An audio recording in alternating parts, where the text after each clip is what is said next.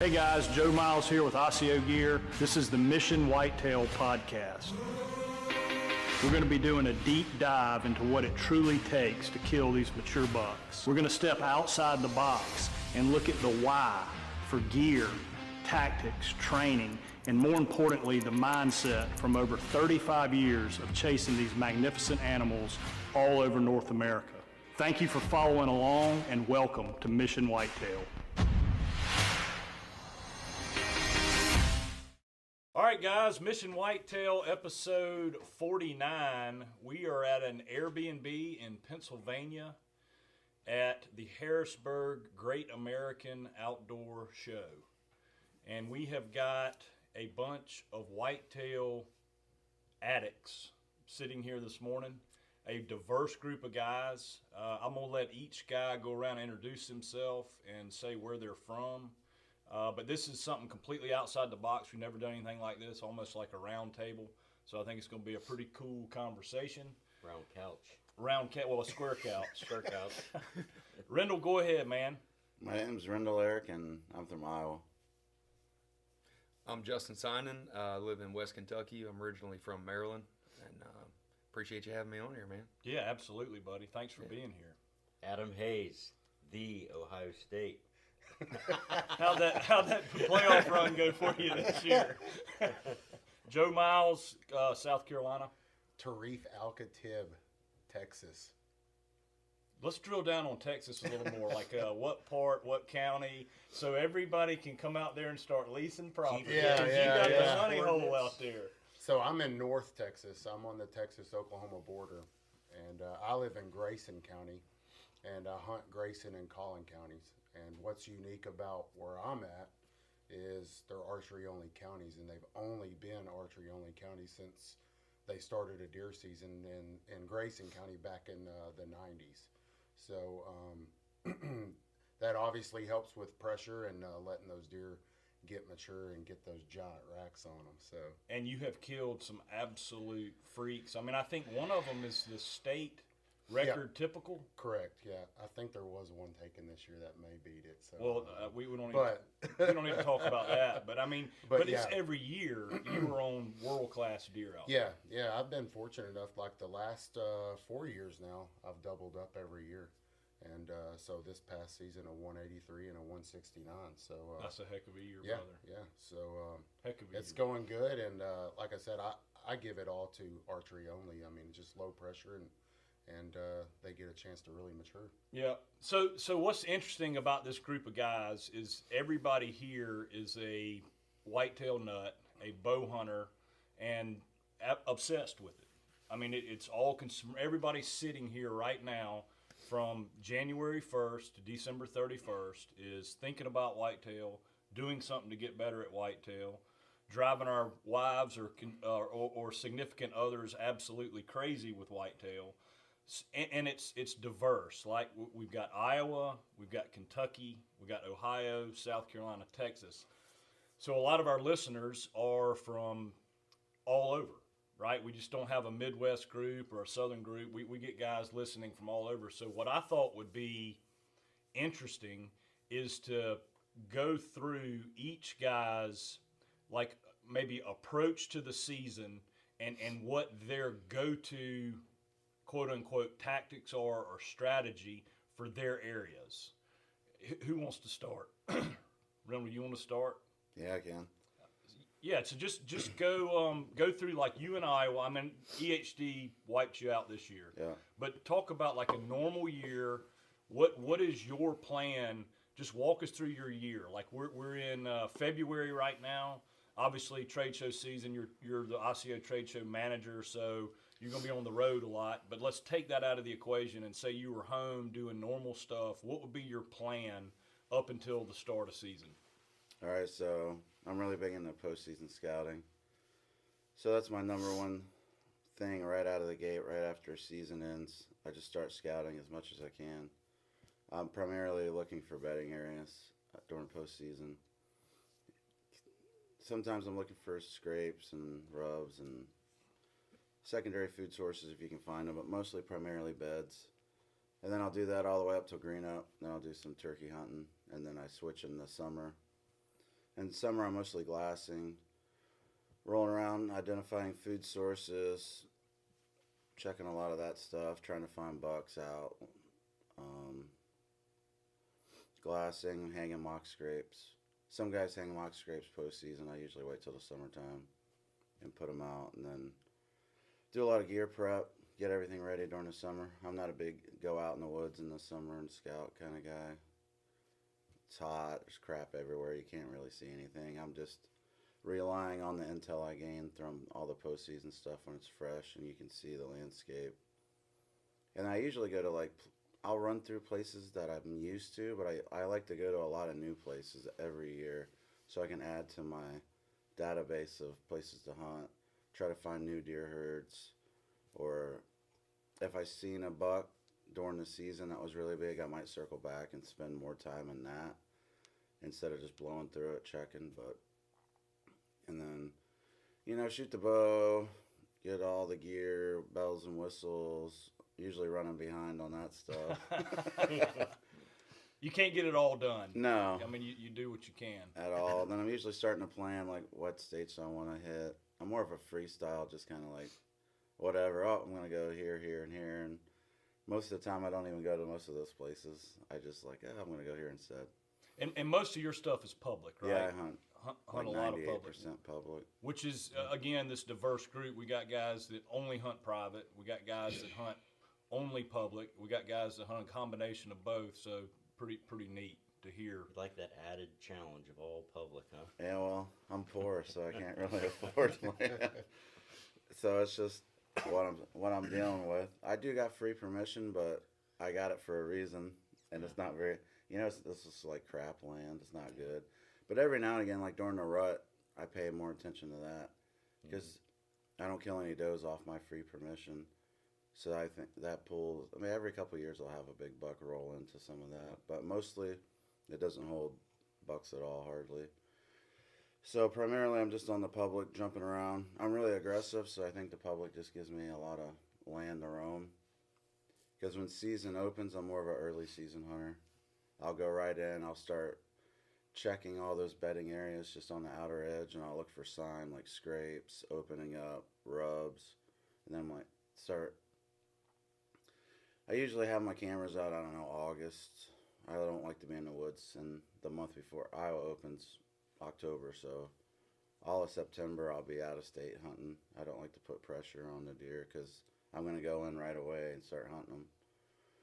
So I'll have camera intel going, and then I'll just spot check, and then if I see one open up that I want to get on, I'm usually on them right away. Because public land, if you're not going to hunt that deer, somebody else is going to go in there and blow it up.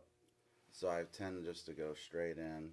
I like to get within 100 yards if possibly can of the beds and just cycle through. There's a lot of sits you don't see a deer, but when I see one, it's usually the right one. But this year I'm changing a lot of stuff because when you can hunt more, it's a whole different ball game. I learned.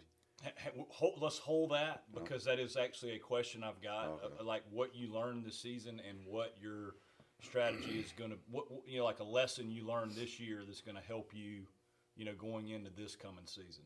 So let's hold that for a second. Cool. Didn't want to interrupt you. Is the public land in Iowa hunted pretty hard? Yeah. During the rut it is. Yeah. Early season, not too bad. Depends on where Rendall, you go. you're supposed to say is hunted. There's thousands of hunters. Every Yes, single all the deer are public. dead. I killed So, them all. Sorry, folks. Yeah. So there's no reason to come to Iowa. It's still early. He's half asleep. Yeah.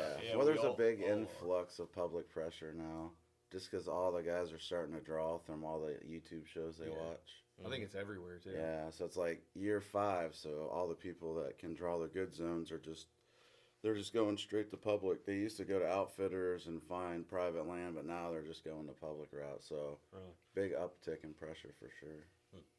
What about you, Justin? I try to start the beginning of the year, just try to set my goals. Kind of with having a family, I've kind of gotten to the point where I really try to make my plans and try to stick to them.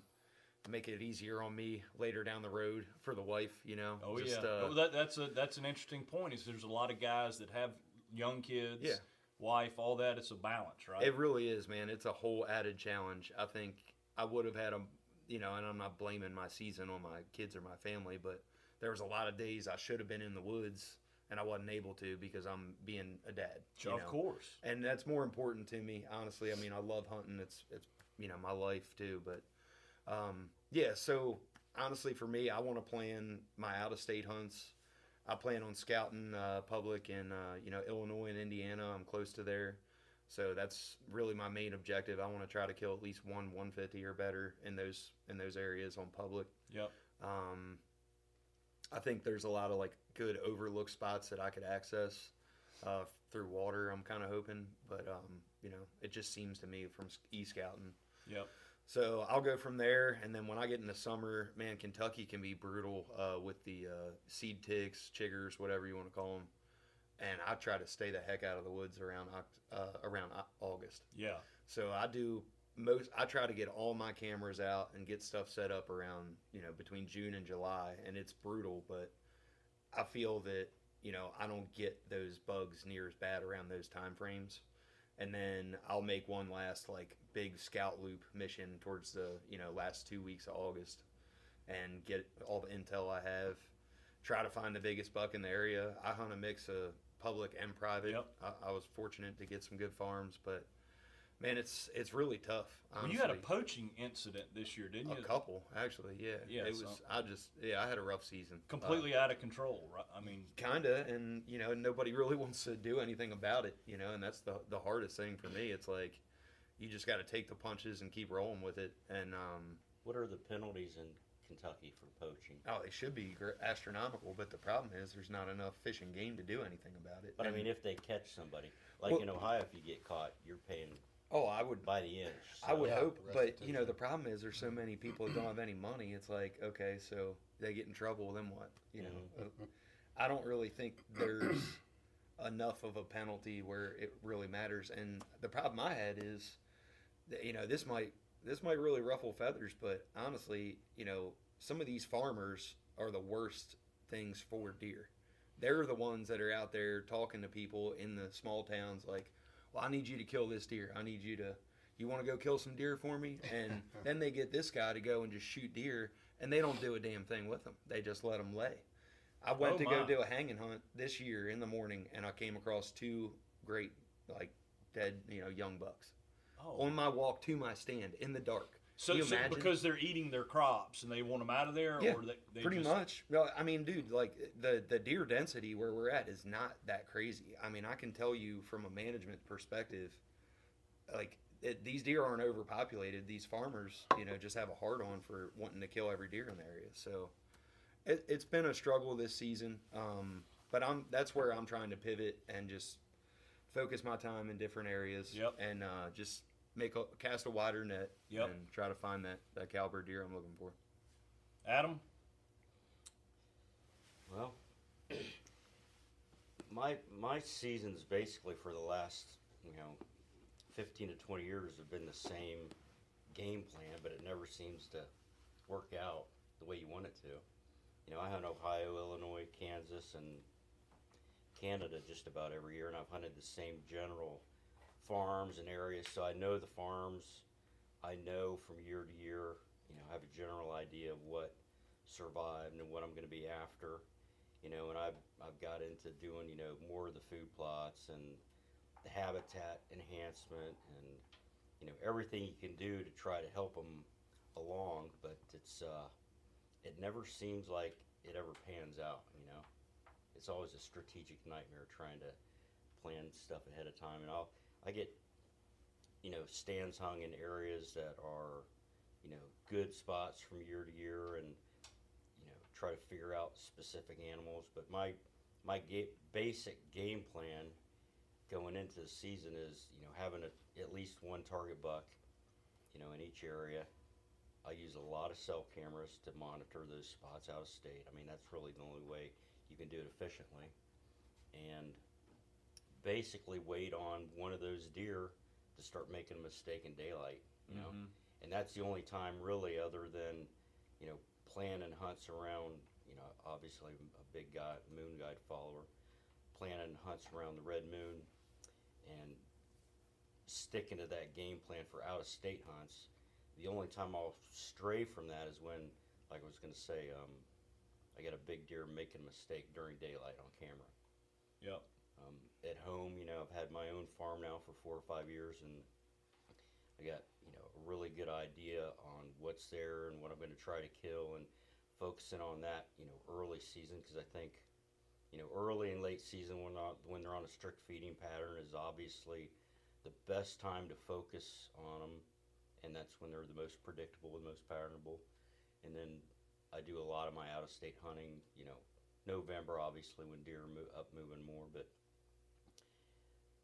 as far as a specific plan for each animal, it's you never know what's going to happen. So many things change during season with the crops coming down, hunting pressure, different things. It seems like the more you try to plan for something specifically, just the game plan goes out the window. Yeah, So, and that's the mentality. Not to cut you off, but I think that's one of the reasons we love it so much. Is because it's so dadgum hard. Yeah. It's so hard to do this, and we're at the shows right now, and hundreds of guys are coming up to the booth, right? Some guys had an incredible season. Some guys had a terrible season, right? And it's every year is different. As soon as you think you're the man and you got it all figured out, get ready for the next year, because it's going to kick you right in the teeth. Yeah. So I think that's why we like it so much, is that there's a common interest there about the challenge.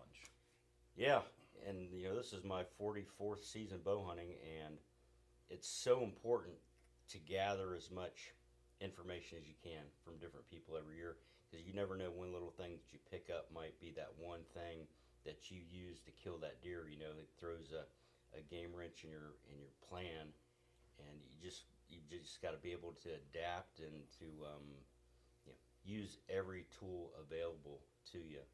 When it comes to hunting these big deer, because you just never know what they're going to end up doing. Yeah, they're not unpredictable. They've got a say. That's something a guy said years ago was, you can do everything right. That deer has a say. He's not being forced to do anything. He can do whatever he wants to do. And like you said, that's what it's all about, man. The game and the chase and the challenge of figuring out these big deer, and that's. I would rather spend the season doing that like I did this year than have somebody say, you go into this farm and this stand at 7 o'clock, this deer is going to come through and shoot it. I like figuring them out on your own. Yeah. Yep. Well, I think everybody here is a DIY guy. Whether it's public, private, whatever, they're finding their own farms, doing their own habitat work, if any at all, own stands, own strategy. So it's that is the game as far as I'm concerned. Doing it on your own. Yeah. Tariff, different world, man. Texas. It is. But it is different. But immediately when guys think of Texas, they think of South Texas, corn feeders, high fences. That's the vision a lot of people get, and that isn't accurate. No. Your area is almost Midwestern. Yeah. So you're not going to see the cactus and the scrub brush and all the thorns and all that big hardwoods and crop. We have crops and stuff up there where I'm at. But starting out, what I do is, Texas is a bait state, like several other states, and that's always a big debate. But one thing that what started making me be even more successful was a lot of these guys that can bait, they start spending all their time over that bait. And I like to tell guys, when guys come up and ask, well, hey, what are you doing, this and that? And sometimes I don't like giving all the good advice Oh, yeah, out. right. But let's just say during late summer when those deer are pounding that feeder, right, that protein feeder, whatever you have, in all reality, how much time are they spending at that feeder? That's what I tell guys, 10 minutes, 15 minutes. Well, the other 23 hours of the day and whatever so many minutes, they're not just sitting somewhere and not moving. And so, yeah, hey, it's good to have those stations out and give your deer a good supplement feed, but when you can really start in it, and it helps having cameras. I'll always say you can't ever have enough land and you can't ever have enough cameras. And when you can start really figuring out what that deer is doing when he's not there, or how to cut him off there, or coming from there and leaving there, you will start being more successful. Because like I said, they're only spending such a small amount of time around that feeder, and some guys get so caught up on, well, that's where I'm getting pictures of the deer, I need to spend all my time there. Not to mention how alert those deer are coming into that stuff. And so I do feed. I feed all year round pretty much. And I believe that's when I'm supplement feeding, when nobody else is, I'm pulling deer in from everywhere. But the other big thing that I think really helps my success is, and I've heard you say this several times, is, man, I'm constantly trying to find land, whether it be, for my boss over here or whatever. I'm constantly Boss man. I'm constantly trying to find land. And the reason why is you can't have enough of it. You're always going to be losing something, and you don't want to be that guy that all of a sudden you lose a place or two and you're sitting there and don't have any. So I'm always looking for land. And I've always tell people the worst somebody can say is no. Ask. And for instance, I have a place that I've had now 11 years, and I've sat there one time with a bow and I killed a 189-inch deer. And I still run cameras on that place and everything else. And because you just never know where that big buck's going to show up. But so yeah, my off season is yes, I am scouting. I am, picking out that deer that I got for next year and what's he doing and everything like that. But I'm also always trying to acquire land. Mm-hmm. Always trying to acquire land, because like I said, you just can't have enough of it. So like I said, doing that, and I used to be one of those guys, and was talking about this yesterday with Adam, is I was scared to shed hunt, because I was one of those guys that I do not want my deer to know there's ever a human around. Well, I got to learn that, hey, it's not as bad as what you think it is. They're still going to be in there. But so I do the shed hunting, and now is the time where you're going to really see those trails where they're beating them down and everything before they're green up. And then, I will do a little bit of turkey hunt, and then when we get in the summer, it's hell in Texas a lot. It's really hot and stuff. But I usually already have some deer picked out, where I'm going to be, what I'm doing. All my stuff's pretty much in place. Maybe a stand or two needs to be moved or adjusted. And like I said, I'm always ready to make that move and do this. But my scouting and door knocking don't just stop before the season. For instance, this year, that second buck that I killed, I was kind of after a different deer, and he had went missing. Well, I'm not just going to sit there and say, well, I hope he shows back up. I'm moving, I'm door knocking, and I'm asking, and I went to this place that I had no idea. And if you look at it, you would think it looks good on a map, but you'd be like, man, there ain't going to be no. But next thing you know, I get permission, and literally maybe 10 acres of it huntable. And there's a couple of houses on the land, and there was a dog kennel place and everything. Well, guess what? Boom, I caught pictures of the deer that's been missing for a month. And, I was in there after him, and I think I hunted a couple of evenings before and got in there late. I was just trying to situate what was going on, how the deer were moving in there. Well, the first time to truly go in there to hunt, I kill a different buck that comes in. So, out of the way, new places. Correct, yeah. Always be looking. And when a deer goes missing, I like to be aggressive. I'm not going to be like just totally aggressive on the place but constantly looking for new places. Like I said, I just don't ever think you can have enough property. Absolutely. I mean, you can't. And one big thing, and I was doing this, and I heard it on one of your podcasts one time, is, man, these for sale signs are like money. When you see this for sale, call them, talk to them. A lot of times can pay their taxes, whatever their taxes are, and reimburse. Or I picked up one place for my brothers. The guy had no idea you could get like an ag exemption through wildlife management stuff. And I'm like, hey, I'll take care of that for you if you let us hunt. Sure. And I mean, boom, I picked up this property that, they've killed a couple of bucks off of. And all that guy wanted was, hey, help me out with my tax exemption, So always be thinking outside, like when it comes to that, on trying to find new properties. And man, the more property you have, the better chance you have a big buck on one of those. So that's what I concentrate on. But I do have some, some hammers that I have my eye on that, that's what I'm going to be going after, but always looking for the next one. So. Yeah, awesome. All right, let's change up the order a little bit. One thing, excuse me, one thing that you picked up this season, mistake maybe you made, idea you got, nugget of information you learned that you're going to implement into this year. Hayes, you want to start? Sure. I've been working on trying to set my farm up the last few years, and something I think I really realized this year was that, I basically have the food, it's pretty much an evening set. I don't have access to the bedding area. And I think what I noticed this year was that I think they referred to it as like a feathered edges, because I go basically from the timber to my food plots. And I don't know how many times I sat back there this year, and I just felt like it's too open. Mm-hmm.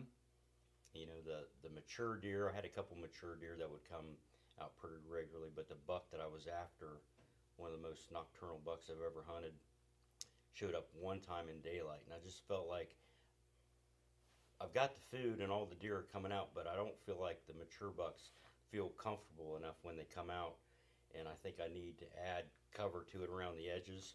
So I'm planning on putting some kind of like a quail strip around the edge of everything. And the more people I talk to over the years, there's a very common theme going on that people are just over managing their property. They're creating these perfect properties with all the food and everything 98% of the deer want, but it's not the deer you want to kill. Yep. That 2% of the deer in the herd that you want to kill don't want to be around all those deer for 50 weeks out of the year. And no matter where you hunt, the cover, the CRP, that's always where you find the big deer. So I'm thinking I need to back off a little bit of what I've got as far as food goes, put a little bit more cover. So when you're out there in the food plot, it's not like an arena and you're just out in the wide open. I want it to add more cover around the edges and make it feel a little bit more secluded. So maybe they feel a little safer coming out in the Yep. open. Yeah, that old man doesn't like going to the shopping mall, the crowded teeny bopper shopping mall. When you create that shopping mall where everybody wants to go, that old man, he's like, man, I ain't going in there. I'll go in there and find a girl every now and again, maybe at night. But yeah, you break it up and get more. I mean, so that seems to be a real universal thing. Chris Seymour, he's an outfitter in Kansas and has probably seen as many giant deer as anybody. Mm-hmm. He's got thousands of acres that he runs cameras on and everything else. And we had him on the podcast, and I asked him, I said, what is the one piece of habitat that you would look for a big deer? And the first, I mean, I didn't even finish the sentence, and he said CRP. Yeah. Immediately. That higher growth CRP, 4 to 6 feet high, where they can get in there and they feel totally safe. That was the habitat that he would look for. I've hunted everywhere from Ohio to Alberta, and it doesn't matter where you're at. That's where you find the big deer. CRP. Is the CRP. So I think you want to have just enough food that you don't run out, that the deer don't wipe it all out, and probably more cover. Yeah. So I think if you've got better cover than your neighbor, you're probably going to hold mature deer. The guys manage these farms, and they got the most beautiful manicured farms you've ever seen in your life, but their neighbors are the ones killing the big deer. Yeah. Because those big deer are out on the edges and the outskirts of that stuff. Yep. They don't want to be around all those deer. So. No, that makes good sense. Justin? Yeah, just to relate with Adam on that, I made a mistake in my own property, and I decided to make a big food plot and cut out about 2 acres of, tall, like not CRP grass, but like almost frag grass. First year I lived there, had tons of mature deer. Second year, hardly any. And I'm learning that, like, I need to go back and, plant some of these cover grasses and limit the amount of food plot I have in that open area, because it totally changed the way these deer use that property. But It's almost like the cover is more important than the food. it is. And I had so many more daylight pictures of good bucks using it too, which is really surprising to me. Yeah. I didn't when we had obtained our property. They didn't have anything going on at all. They basically just imagine a big power line, and these deer were just living in the power line. I found out, later on. But I would say to get back to your question, the biggest thing I took away this year was, like, how Tariff had said, like, not having enough property. I think in my head, I got a nice lease this year, and I had, like, kind of talked myself into this was going to be the spot. Like, I was going to kill in this area. And then as the season progressed, I've, just never I found one deer that was good, but it was a nocturnal picture, and I just don't think that deer was living on that farm. He was just, cruising through. And a couple of the other farms, it's like, you got to have property. That's my biggest objective, I think, is but beyond scouting public, to try to lock in some other small properties on it. Me and Tariff were talking the other night about just, it doesn't matter if it's 10 acres, man. Like, if Diversify. You get Diversify. that right. Yeah.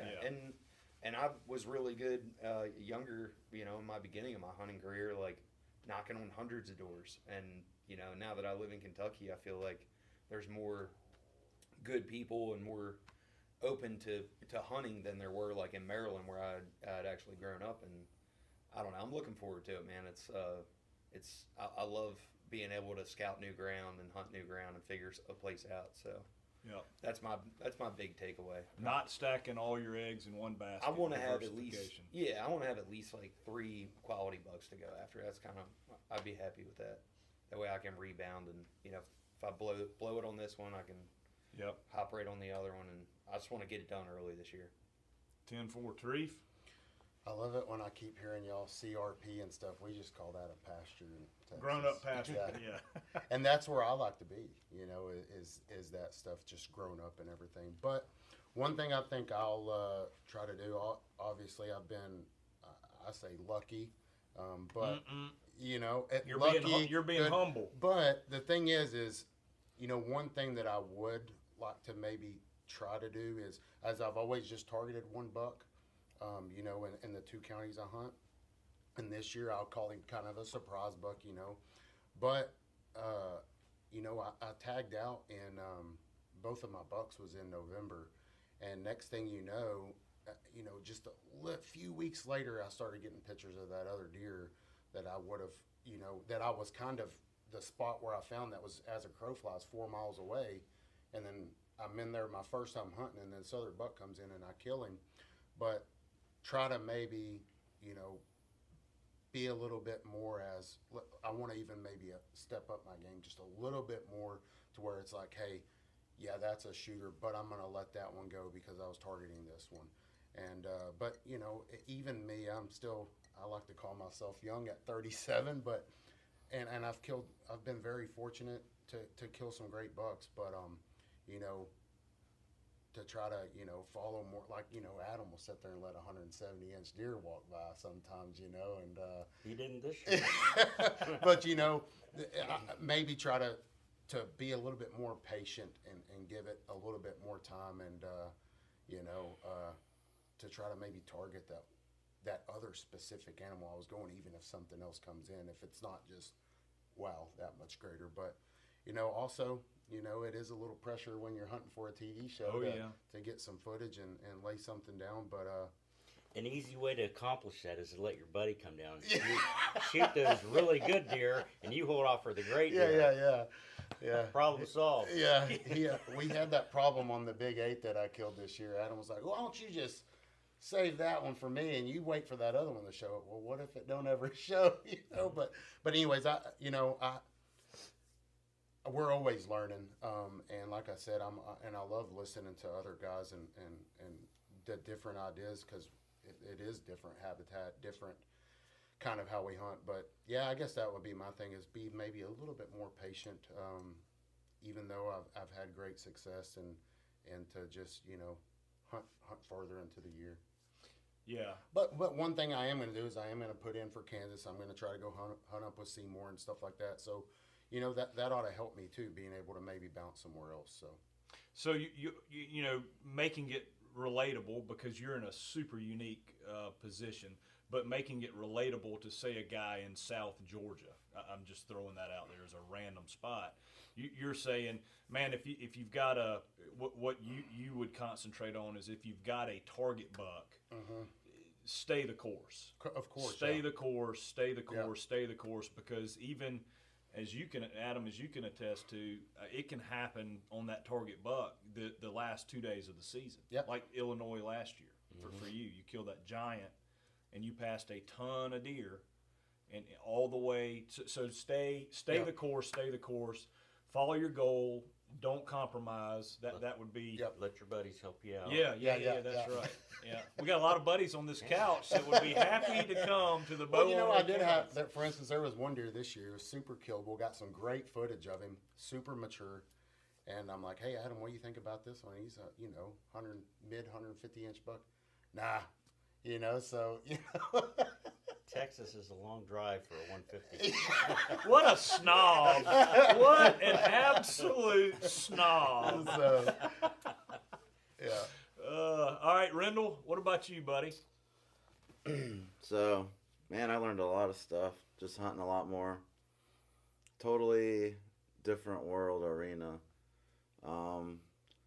So like I said, I do all the early season hunting. And I know a lot of guys in the industry I talk to, pick people's brains.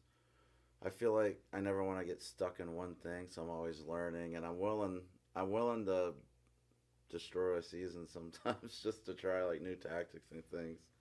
But one guy was like, "You're gonna get burned out, man. You're gonna get burned out," and I just didn't listen to him. So I was like, September, I'm in 105 degrees, and then I'm in October, and I'm going every day.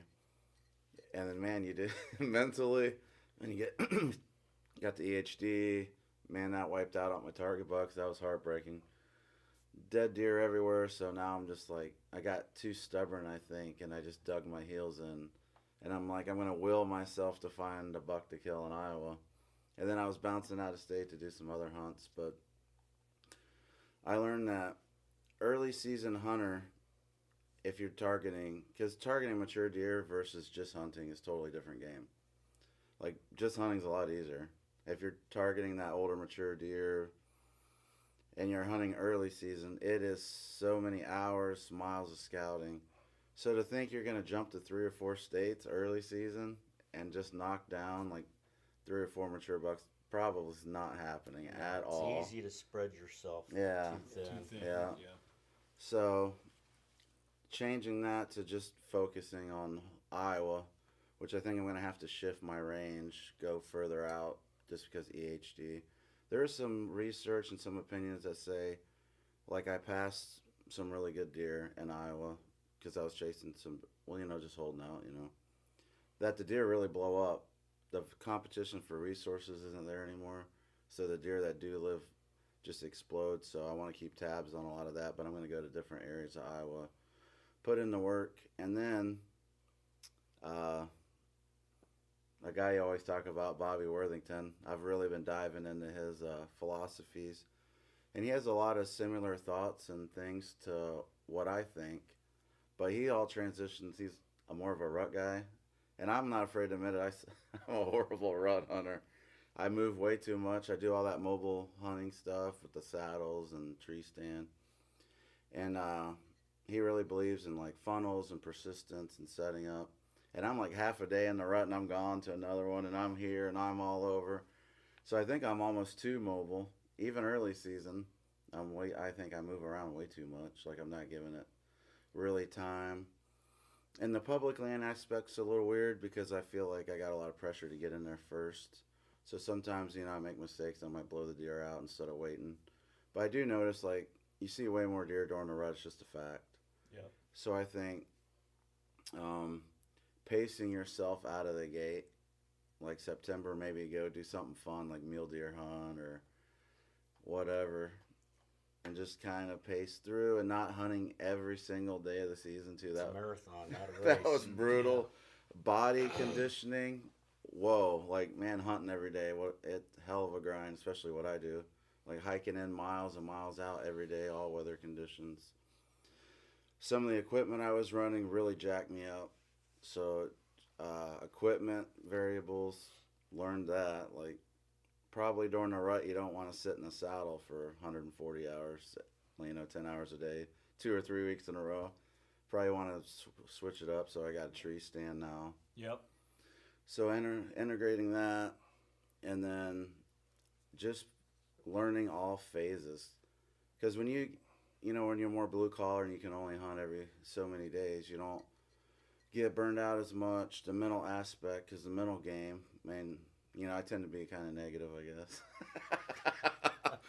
No, yeah. not the big guy. So when you're I not don't believe that. when you're not fresh mentally and you're hunting big deer, you're gonna have issues. Yep. Because when I started getting burned out, I started making really dumb mistakes. Because you gotta be locked in every single sit, and after a while, man, you just get mentally burned out. Start second guessing yourself. You're Yeah. just going through the motions then. And then I'm just chasing my tail because I'm like, oh, this isn't working out. What am I doing wrong? And then you start going through all these rabbit holes. But yeah, pacing yourself, and then learning just all the phases, like late season through all that. They're all totally different games.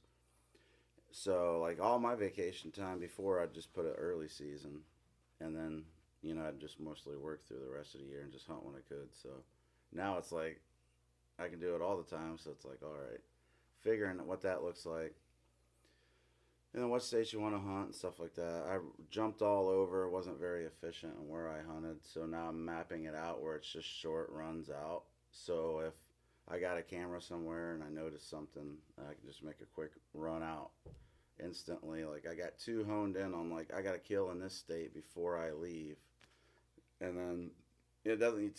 3 weeks in, you're just stuck in this state. And you're like, oh well, this other state was hot and I was here and it sucked, but I could have killed over here if I would have been there. Yeah. So it's like trying to draw Kansas, hunting Iowa, I want to hunt Illinois now every year, trying to get like in Oklahoma, and maybe a couple other states we talked about, like chasing the rut. Yep.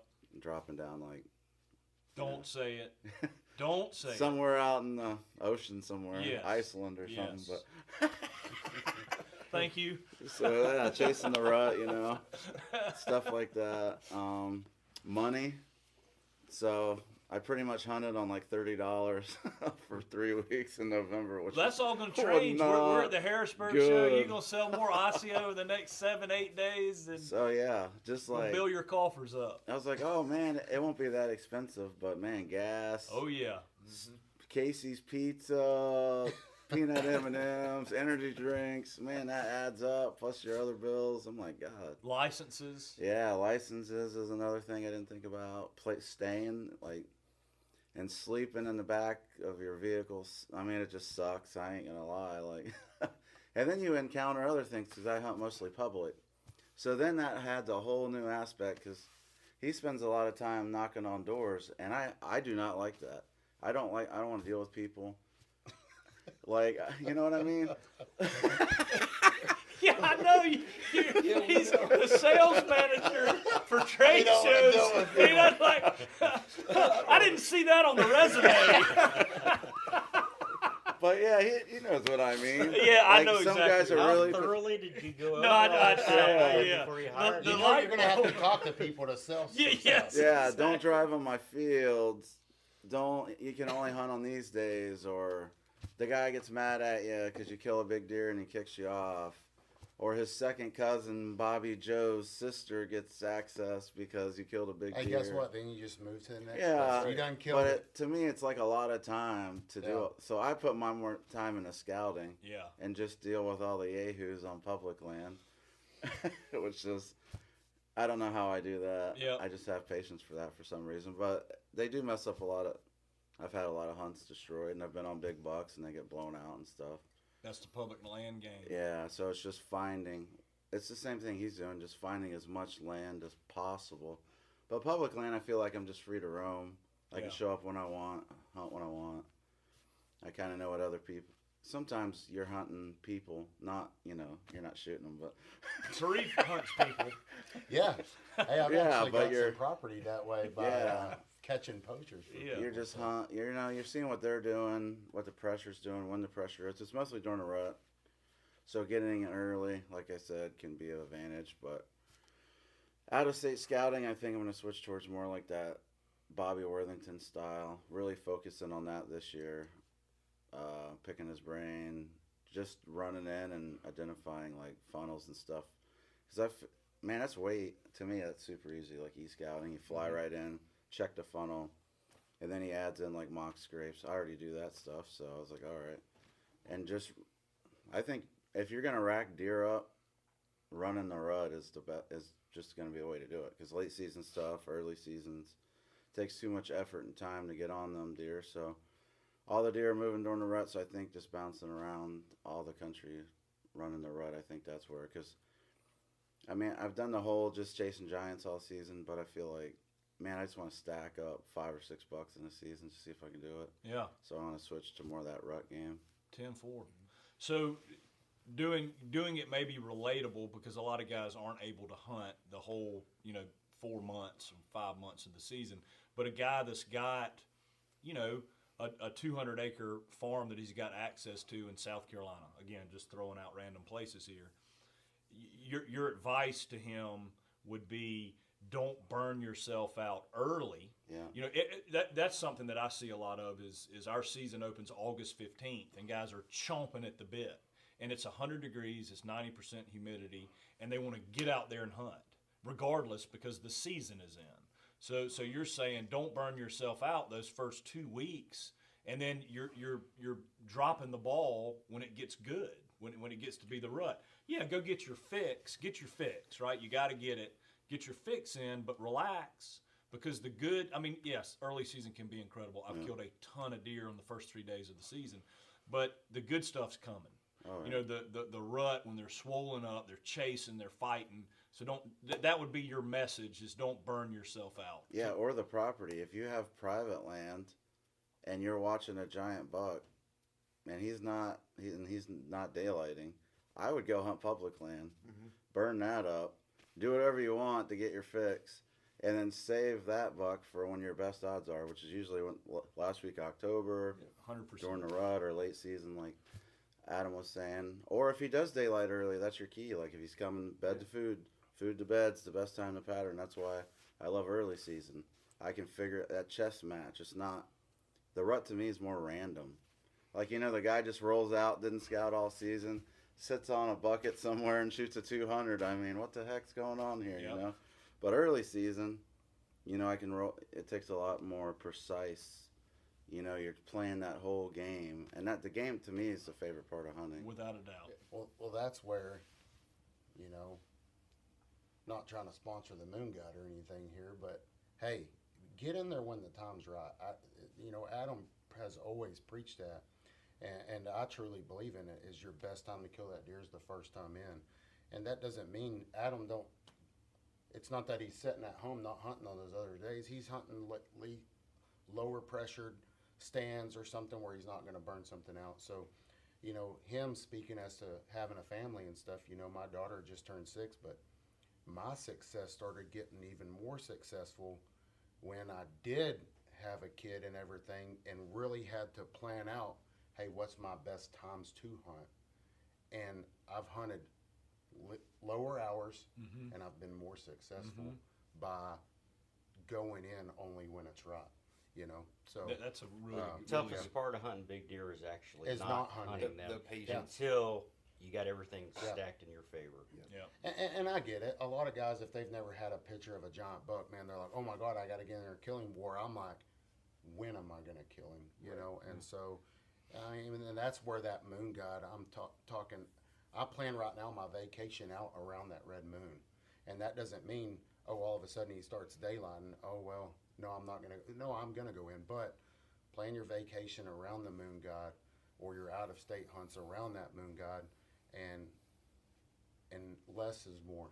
The first time in's your best time to kill that deer. Why do all this work traveling around, everything you go through every year to find a deer, to scout, figure him out, find the best place to kill him, and you know the right place, only to go in there at the wrong time. And screw it You up. know, Yeah. and screw it up. Because every time you go in and you don't get it done, it just keeps getting tougher and tougher. Yeah. Because they're going to start picking up on this and that and the other thing.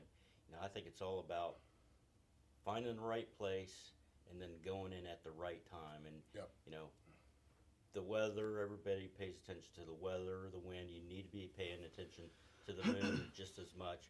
Any of those factors can get a big deer up on his feet moving, but it's when you start combining the right wind, the right moon, the right weather pattern on a specific night. You get three of those factors lined up on the same night. That's when Yep. things get bloody. I seem to have like this battle in my head, and I'm sure some of you guys can relate, about everybody pushes being aggressive, being aggressive. What are you gonna do? You seen that deer do this? Are you gonna sit on your ass and wait for him, or are you gonna go make it happen? And I have a hard time, and I know Rendall can relate to this, with having a freedom of a schedule. Like, I've kind of created my job situation so I can hunt more, and I think it's hurting me, because it's like, okay, well, I'm available to hunt this evening, and it's good, the weather's favorable, the moon might be right, and then I think I'm putting too much time in it sometimes when I need to be sitting back. And it's like, how do you balance that? Like, I know, Adam, you've probably had a more flexible schedule than some other people. Like, I'm not saying don't hunt when everything's not lined up, but like Tariff was talking about, when you know where you need to be to kill that deer, wait until you've got a good wind or a good moon or a combination of things that's going to increase activity for that night before you go in. Yeah. If everything's not lined up, I'm not sitting at home watching TV. I might be, hunting at another farm, another deer, or in an observation stand a few hundred yards away from a spot, watching it develop, trying to pick up on something. Mm-hmm. Or that's a good time for family. Yeah. Right? I mean, you talked about young kids, young family. If it's not right, there's your balance. Right. Yeah. I got a giant in here, but the conditions aren't right to kill him. Yeah. And so I'm not saying I'm going to push it if the conditions aren't perfect, but like, I had a battle this year with this one buck I wanted to kill, and it's like, the wind's in my favor, but he's using the farm where the wind's in his favor, and he's hunting the opposite end. Well, the weather's only good for a couple days, and then the wind's shifting around. Like, okay, do I get aggressive and go push it, or do I wait for that wind to be perfect? And then that wind might never be perfect. So what do? You throw it at him. Do you hunt winds that are good for you, or winds that are good for the deer you're I've hunting? been trying to kill this deer more for when the wind was good for him. Yeah.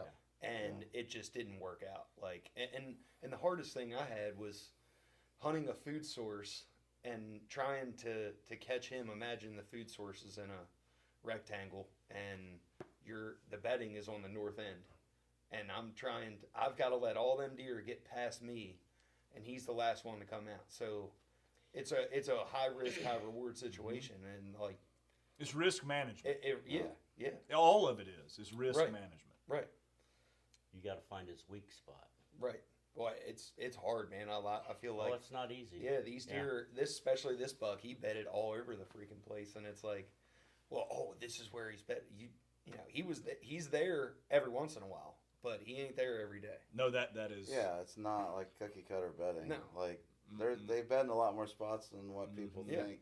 Because what I do is I find the best of the best beds that sets up where it's almost impossible to hunt, and then I know, okay, there's going to be a mature buck here, and then killing that deer is just super hard because you got to find that chink in the armor, and that's pretty tough. It is.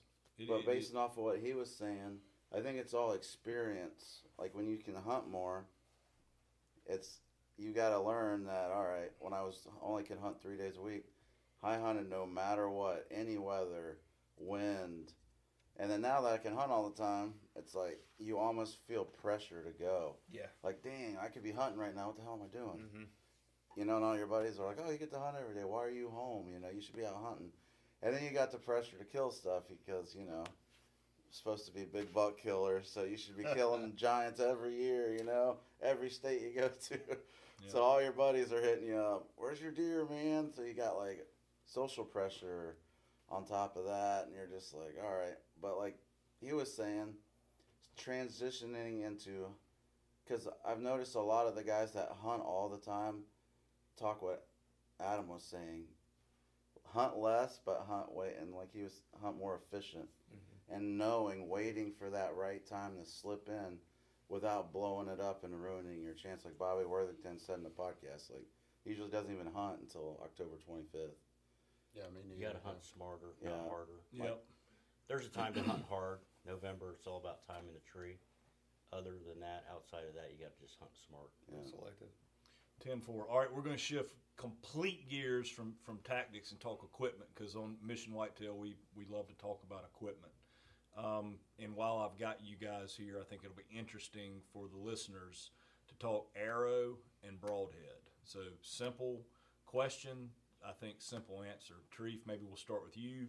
Are you a heavy arrow guy, a light arrow guy, and are you a mechanical broadhead guy or a fixed blade broadhead guy? I'm kind of a medium.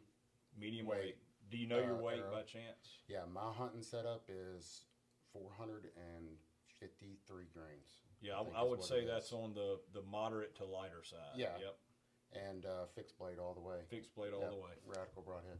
About Adam? a 450 grain, about as light as I can get for my whitetail setup Yep. with a fixed head. I go to about 650 for elk, bear, heavier. Yep. But yeah, strictly. 450 grain, fixed blade head. 500 grain arrow. I like the small diameter shafts that are a little bit thicker. I feel like 500 is that perfect medium for whitetail. I took an elk with it this year too, which is great. A giant elk, by the way. Thank you, sir. Congratulations again. I've Thank said you. that like 15 I times. but appreciate it. I remember when I got that picture. Good gosh, that was a heck of a bull. No, thank you, man. And I've been a huge fan of the QAD Exodus head for a long time. But Rendall talked me into trying the G5 Mega Meat, so I'm excited to try to take one with that this year Gotcha. or next season. Rendall? 500 grain full shaft, and I like the micro diameter arrows too. Mm-hmm. And then I run either the G5 dead meats or the mega meats. Yep. What's your draw length, like 52 or something? No, it's like almost 33. No way. Yeah, I'm like 32 and 3/4 or something. Full shaft. Yeah, full shaft Full arrows. shaft. Speed is key in my Speed. opinion Yeah. when it's dealing with whitetail. Yeah. Yeah. So that's to me that's pretty neat. Today's trend, or I think it's actually starting to the pendulum starting to swing back a bit, has been heavy. And I've never been a proponent of that. Anybody that listens to this podcast knows that. And there are some serious big buck killers sitting on this couch. Every single one of them is less or 500, say Or five, less. 500 or less Yep. on their total arrow weight. And then broadhead, I've always said you can debate both sides of that. I completely understand why you shoot a fixed blade. I completely understand why you shoot a mechanical, and there's arguments for both sides of that. But synonymous in the group, 500 or less on the arrow weight. And that's from elk, that you shoot, but we're specifically talking about whitetail here. And I think it's a trajectory thing and a speed to the animal thing. Well, your Close quarters. test that you did was the best test I've seen done with all that compressed cardboard. Yeah. I mean, there's no way to manipulate it to be one way or another, and speed was better. Well, so that's I don't have a dog in that fight. Yeah. Mission Whitetail, Joe Miles, we're not sponsored by a broadhead company. We're not sponsored by an arrow company. And there's nothing wrong with being sponsored by an arrow company or a broadhead company. I wanted to know.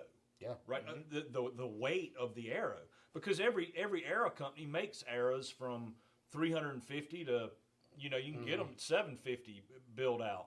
So I wanted to know, really, is this heavy thing the way to go, because we saw so much of it. And for whitetail, now if I'm hunting a hippopotamus in Tanzania, Right. then maybe I do need a 1,000 grain shaft, because I do believe you can get a little bit more penetration out of a heavier arrow. But for whitetail, man, the way they jump the string speed. and the trajectory in woods when you've got limbs to shoot over and all that, it's eye-opening. I did a test where we shot a paper jig, and we shot a 450 versus a 650, and we got out to 60 yards. I couldn't get the jig high enough for the arc of that 650 grain arrow. I couldn't even show it. We had it on tires and bricks, and it was 20 feet up in the air because we set it up at the halfway point at 30 yards. Yeah, and if you have a giant buck rolling in the rut, running in, and you don't have time to get up there and range him, I don't want to be off by 3 yards and totally miss the buck. Correct. Right. Absolutely right.